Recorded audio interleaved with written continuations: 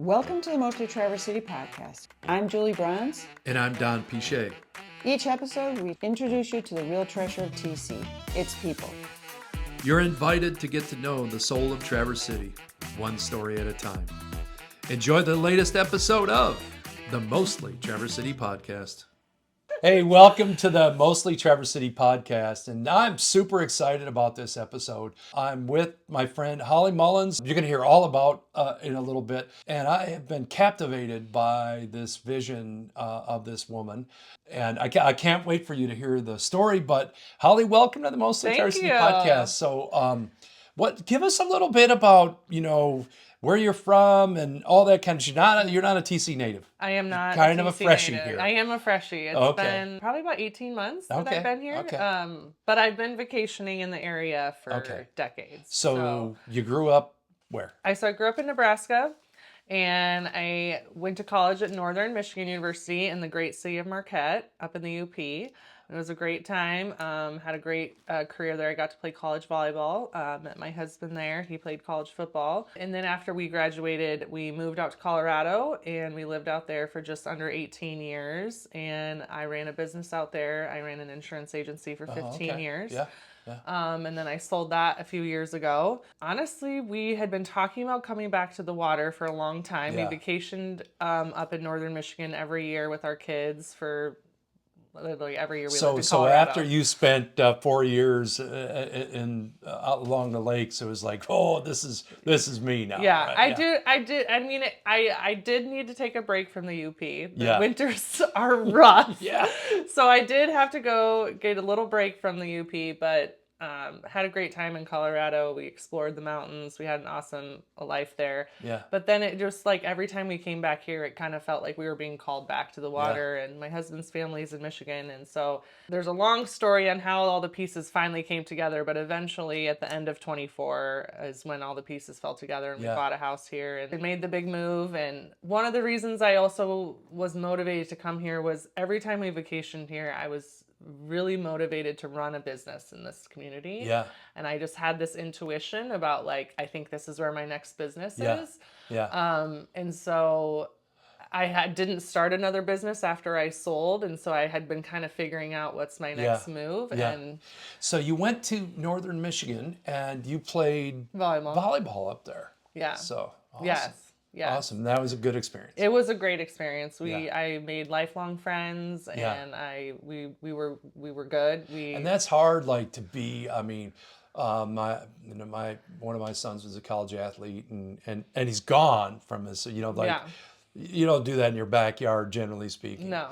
And then on the backside of it, maybe we'll talk more about this later. Is you've done this your whole life. I mean, I don't know. You probably they start this volleyball thing at.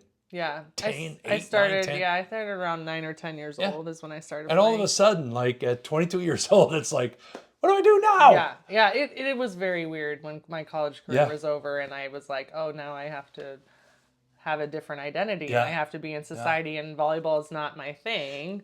So what? Yeah, let's talk about that for just a sec, because you can't to play at that level that you played at. I mean, that's a Division I, right? It's Division II for volleyball, yeah. But to play at that level, to stay at that level takes an incredible amount of energy. Mm-hmm. And then there's no next game.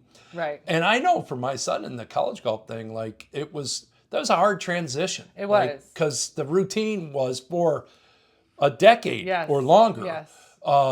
Preparing for the next match, the next tournament, the next whatever you call it, match, I guess. Yeah, it was very difficult to go from that being my identity, right? That was my whole world. That was hours of my weeks. That was all I knew was volleyball for years and years and years. Yeah. And yes, I got a marketing degree and I graduated college with a business degree, but who I was there was a huge piece of me missing, right? I was a volleyball player, and I loved it. And for it to be over was really, really hard. And so when I went to Colorado and started my career, right, even though things were lining up, it still felt like this big piece of me was missing. And so I was really grateful that in the community in Denver, they actually have an indoor volleyball facility, indoor sand facility, so you can play 12 months of the year and you can play as much volleyball as you want. Well, we'll swing back to that in a little bit, but so I was fortunate to like fold it back into my life. that's kind of interesting, and we're gonna unpack that a little bit. But your connection to Traverse City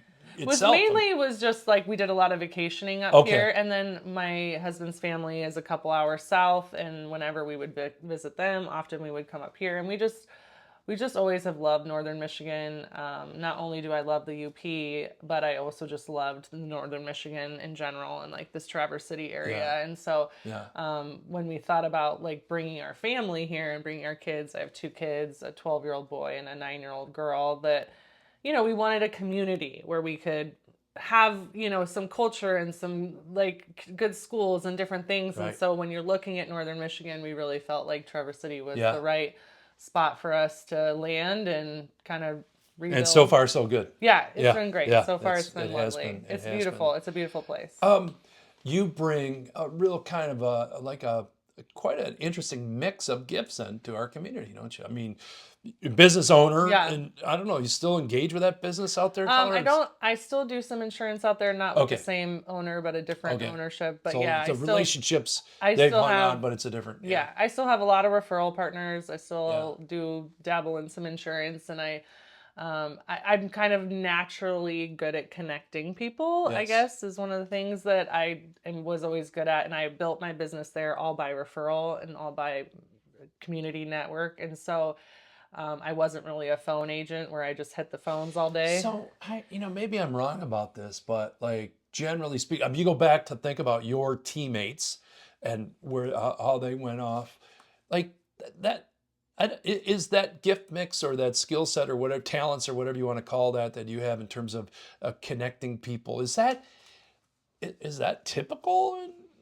I think in some ways it is, but also I think must have been a hell of a leader for that team. I is think my guess so. Then, right? I think in some ways it's typical, but also I think for me it's just like a given gift, right? I just very natural. I've always kind of been.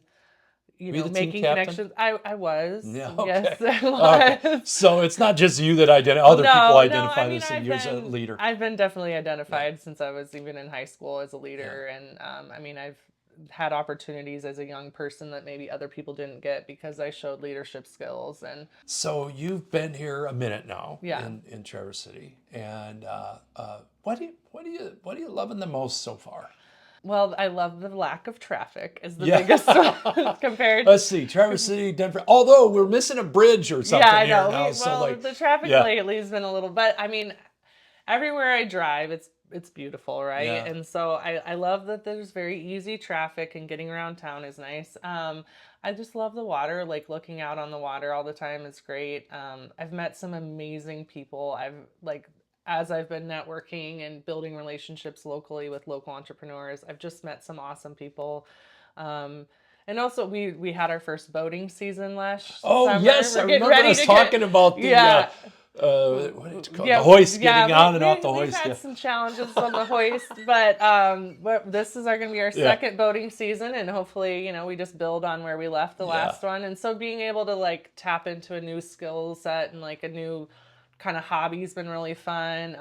My husband loves rock hunting, and so we do a lot of rock hunting, and he loves looking for Petoskey stones and just fun rocks. And so it was interesting because it's been a while since we had a winter like this. So for your first full year winter or whatever, that was a good one. But met a guy in the other day, and he was saying like he lives out. I mean, I think he's kind of in the neck of the woods you are out there, and on the lake, and was saying that he can't even get it. The water's down again. Yeah.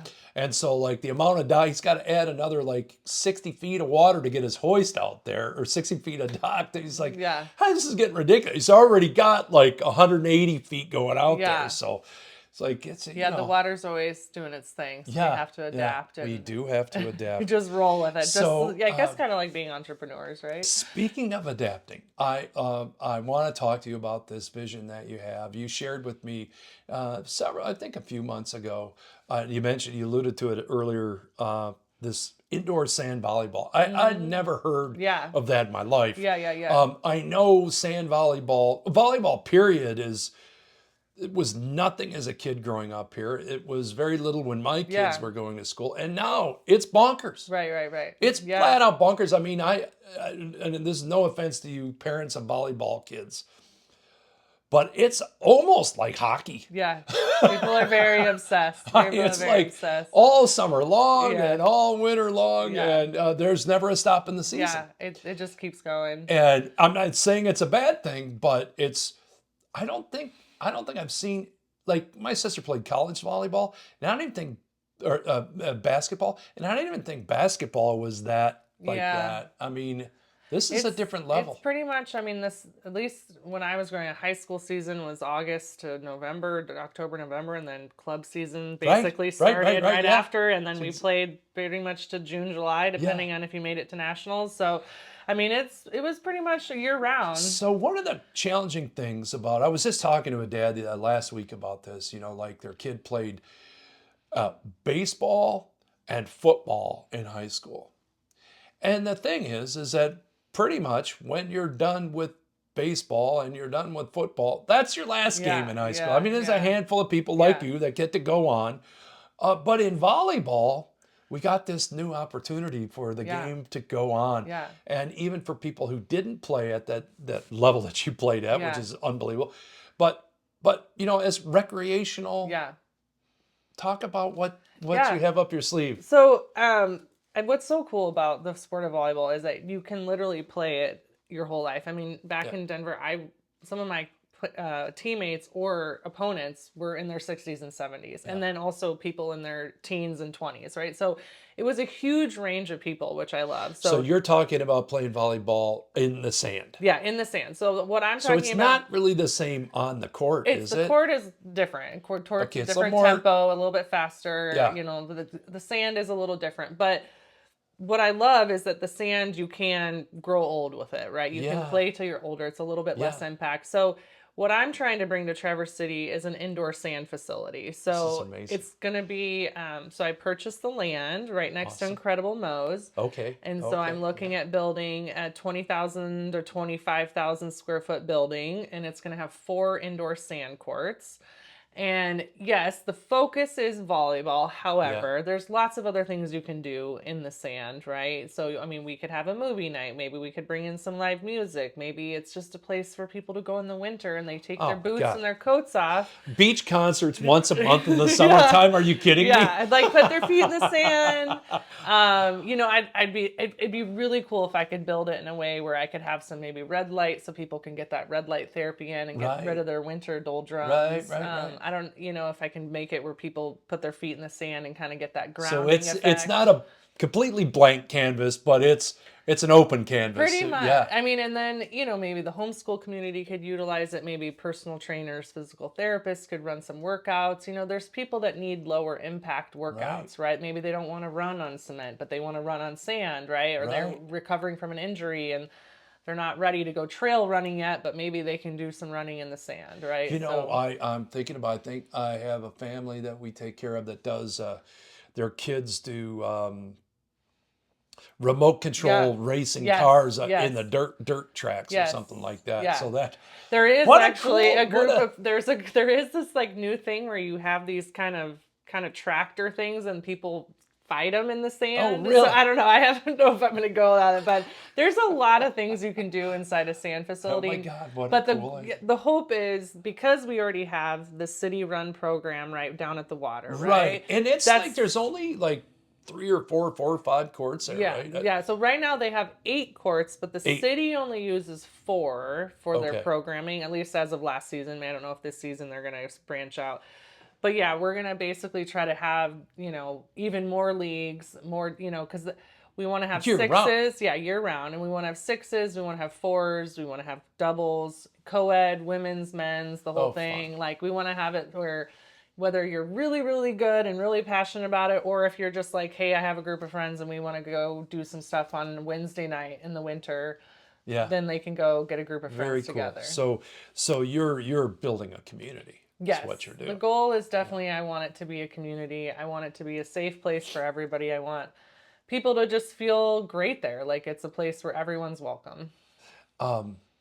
What a cool idea. What a super cool idea. I had a couple questions about that. So like, if you're new. You haven't been here 2 years, and you're already jumping, like you're in the pool deep here a little bit, or the sand, I guess. I don't sit on the sidelines well. As people listen to this, and folks out there, if you're like intrigued by this, and I'm sure you will be, the contacts for Holly will be in the show notes, and we can make sure that you guys. But who do you need?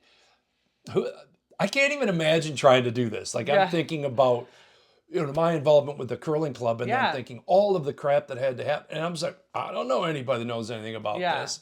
How do you find it? But who do you need? Like who helps take, you got a piece of property and you want to build 25,000, like, it's a lot. No one's done it. Like that was the problem. No one knew what they were doing we never built a curling club. How do you do this? Yeah, exactly. So I've made a lot of connections. I started networking the idea February of 25. So it's been a little over a year that I've been like networking the idea in town. And, I've met a lot of great connections through OOPS. There's a meeting every Tuesday at 9 a.m. through the Office of Possibilities is what OOPS stands for. And over at Groove, it's at Grove, or I guess Alluvium. But I have met a ton of people through that, and just like, it's just really snowballed, right? So it's like you meet some great entrepreneurs, and they introduce it, and then it's just like, I told people, hey, I'm looking for building. At first I was looking for a vacant building. That didn't work out. I didn't find what I was looking for. So then it's like, hey, I'm looking for land. And so it just, as the connections have gone, just meeting business people, but then the other people I've been really focused on meeting is other volleyball enthusiasts. So other people that are really passionate about sand volleyball, or let's say people that have children that are into sand volleyball, because what's really cool and that's different from when I was growing up is when I was growing up, the only colleges that offer scholarships were volleyball that had hardcore. Right. Now there's universities that are offering hardcore and sand program scholarships. So there's kids out there that they want to play sand, right, in college, but they don't have anywhere to train. Right. So to be able to have a facility where we could train young athletes would just like really make me happy. So I'm networking with people that obviously the owners of North Shore Club have built a great club. They've got a lot of interest from the region. Right. So trying to compliment on what they're doing, not competing, right? Like I'm not trying to compete with them. I'm trying to compliment and like, hopefully help expand their sand program, because I know they have a sand program. So I've just been networking with a lot of people, and then all the whole construction side of it, right? Like I'm thinking that, that's the volleyball people, you know how to talk to them. Yeah. But this is a different animal. Yeah, this phase I'm in is, where it's like, and now I have the land, and now it's talking to builders, talking to the engineers and all that. I'm a little bit out of my uncharted waters, but it feels good. But I think that's the neat thing about this community, is that when somebody comes in and they have an idea, once they get through all the government bullshit that says you can't do that, it's like, hey, we're approved, we can do this. Like, how do we do this? How do we make this happen? So, and if you're out there and you're inspired at all by, it doesn't even have to be volleyball, just the idea of we're going to try something different that we've never done before, and we're going to see how this happens. Ultimately, you have no idea how this is going to pan out. Like, and I know I'm a little bit better after my meeting this morning I had today, but of like where it might look. But what's this going to look? How's it going to pan? And is it going to work? That's what an entrepreneur does. They take a massive risk, but and I'm confident, just because I know your energy behind this, and I know your enthusiasm behind it. At the end of the day, energy and enthusiasm wins. And it might be a circuitous route, but it wins. So if you're out there and you want to know more, like I said, in the show notes are going to be ways to contact Holly and get to know her better, and you will be impressed. But there's definitely some parts of the like, how do you take the vision and make it a reality? that it's hard, right? Like kind of this part of like, okay, you have to do these steps and then these steps and then you have to go through all these things. So I'm learning a ton. I've been learning a lot. And I know that from my previous experience that if I surround myself with the right people, the people that have the skill set that I don't have, right? Because I don't know how to survey land. I don't know how to draw it out. I don't know how to, I don't know how to do all that, Engineers, all the technical crap. So if I surround myself with the right people and let them be in their lane of excellence, right? And let them be the experts in the surveying and the building and then I'm hoping that this will all work out really beautifully. So I think you probably answered this question. I asked this for all our guests. What do you think your superpower is? It's so hard because in some ways I feel like I don't have a superpower, but I guess people say to me like, you're just really good at connecting, you make a lot of connections, or you're good at kind of putting like, oh, this person should meet this person. And then I people tell me that I'm a good listener, or that I make them feel comfortable, or that they feel like they can talk to me and stuff. So I try to be very open. That comes natural to you to do all those things, doesn't it? Yeah. That is not a learned skill. That's a gift. Yeah, I guess that's what they say. You have it. So.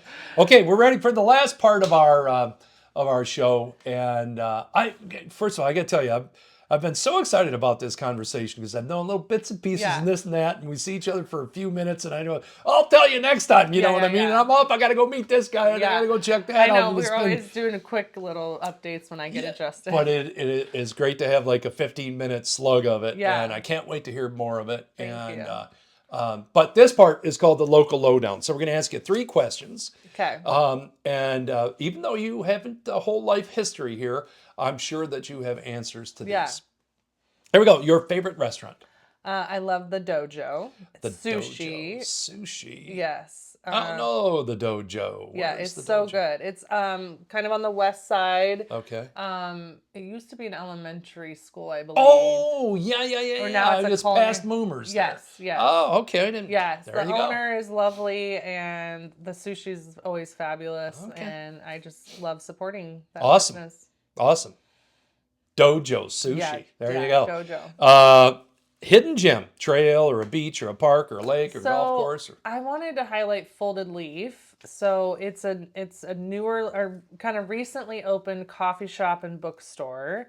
It's in the Alluvium building. It's on the main floor, and Rachel, the owner, is lovely, and it's on the front chunk of it, on the right on the road, really, right on really 8th cute. Street. Yeah, it's a really cute spot, and it's new. I can't remember if it's maybe been a month or two since she's been open. It hasn't been very long. But it's just it's a great business support, and I don't know how many people know about it yet, but it's just a great little spot. It's a good spot. Yeah. Good spot. Local business you think everybody should support. Okay, so this Besides, is really what's the name hard. of the volleyball place? Do you have the volleyball name yet? I'm not revealing the name yet. Oh, we have another episode coming. I'm working on it, but I guess to stay in line with what I'm trying to do is I would love, people to support the other third community spaces, whether that's Elevate Climbing Gym. Yeah. The Curling Club is a great facility, beautiful facility. Altitude just opened. I know K1 Speed. So I would say the places people go to build community when they're not outside enjoying the nature, those are some of my favorite spots and places that I like to support. Yeah, it is. Yeah. So what you're saying is it's not a place where I go away. It's a place I go to connect. And those are, which is exactly what you're trying to build here with the volleyball place. Yes. To be named later. I will go public on that eventually as we get a little farther along, but I don't want to quite say it, but the goal is for the name of the place to be, to create a feeling. Yeah. It's going to create, when I say it, people are going to go, oh, I get it. It creates a feeling. So there you go. Maybe if you're, you can just kind of respond back to us. Maybe we'll have a little contest. Yeah. This here, guess the name. I mean, that would be cool. If you win, you get a free volleyball. Yeah, or something. We can do a giveaway. I'm so excited. I'm excited to have you and your family in our community. You bring an energy, and I know you know this. As someone who was a near native of Traverse City, and been here for a long time. There can be some tension sometimes with people who've been here a long time, and what the hell are you moving here from Colorado or whatever, but the reality is, it's been my experience that people that come here because they value quality of life, they value relationships, they value, okay, we got nice resources and all that kind of stuff, but it's the people. You already mentioned that. And, I celebrate that. I think it's great that we can be a magnet for people that want to do amazing things in this world, not for themselves, but for the people that they get to be in community with. And I admire that about you, and integrity that you're doing it with, and the enthusiasm that you're doing it with. And I know whatever this volleyball place is going to be called, it's going to be a great success. Yeah, thank you. Thanks for being part of the Mostly Traverse City podcast. I appreciate it. And we can't wait to see you again with another amazing person from this community on the Mostly Traverse City podcast. Thanks for tuning in to the Mostly Traverse City podcast. Until next time, stay curious, stay connected, and keep living your own kind of magic.